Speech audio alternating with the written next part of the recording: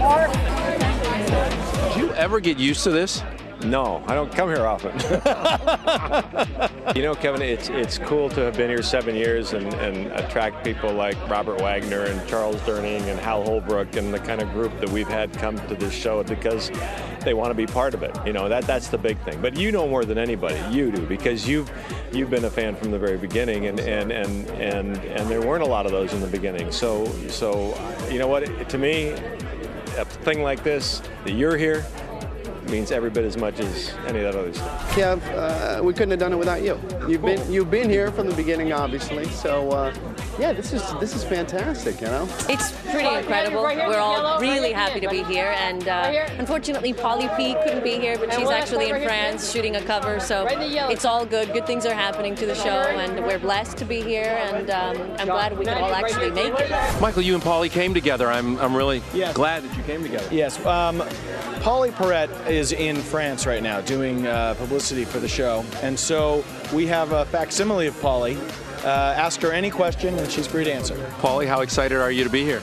I'm really excited. I think Michael's a really talented actor, and I'm just really happy that everyone's here. And I gotta go right now. Why am I even trying to do that? I mean, she's in France. It's clearly not her. Here comes Mark Harmon. If Mark Harmon sees me with a cardboard cutout of Polly, I'm going to get a fat lip. He might kill you. A black eye, a fat lip. I don't know, what do you think? I'm proud of this group and this show and the fan base and its popularity. I think every bit of it is earned, and every bit of it is it's honest earning, you know.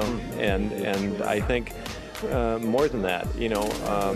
Here in its 7th year, this show is doing better than it's ever done before, and we'll see what next year brings. But for us, it hasn't changed. We just try to do the best shows we can do every 9 days.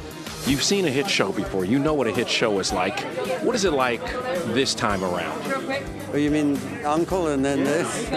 It's just the same. Nothing changes. This town is built in stone. They make the same mistakes. They do everything the same way. The only thing that's different is the mics and the cameras, and it's just the same people doing the same things. And it's a wonderful, wonderful tinsel town, and crazy, and you know, you can't beat it. It means a lot to me because it's the first show that I've ever been a part of that's been a #1 show. I mean, I've been very fortunate having worked with Mark Harmon on Chicago Hope and you know, different series and for things for CBS for a number of years. It means a lot to me because I've never been down this road before. It's it's a lot of fun.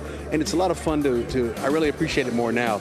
If this had happened to me 20 years ago, I probably wouldn't be able to appreciate it the same way. But after, you know, 6 or 7 series and you know, lots of pilots that never saw the light of day, or shows that have been on the air and they were yanked after 4 episodes, it's a lot sweeter now. And I think the overriding success of this show, there's several things that I attribute it to. One, I think, is CBS's formula, which was very successful back in the sort of the early days of television when you only had 3 networks, is that even if a show wasn't a breakout hit, if you believed in it, you stayed with it. Shows like Hill Street Blues, Seinfeld, we know those stories. Had they just gone by what the ratings numbers were, they would have yanked them. But the show stayed on, they persevered, and they developed an audience. When we usually come to the set, we will debrief with Mark, and Katie Barker, the publicist, will meet us, and she will give us a list of 4 upcoming episodes.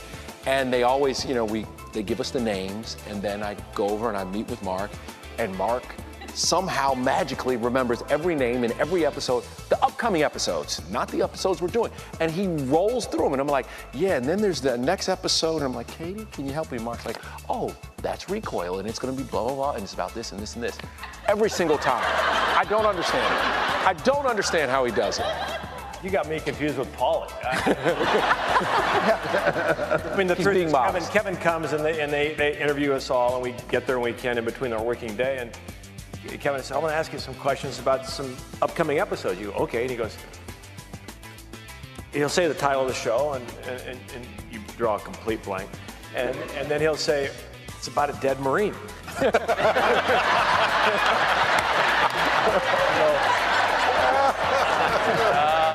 when I saw the earthquake, I thought about you immediately because we had talked about your vacation and being at home and everything. I was like, oh my gosh, is everybody okay and what's going on? Well, I mean, my immediate family is okay. However, the country is destroyed, as you may know.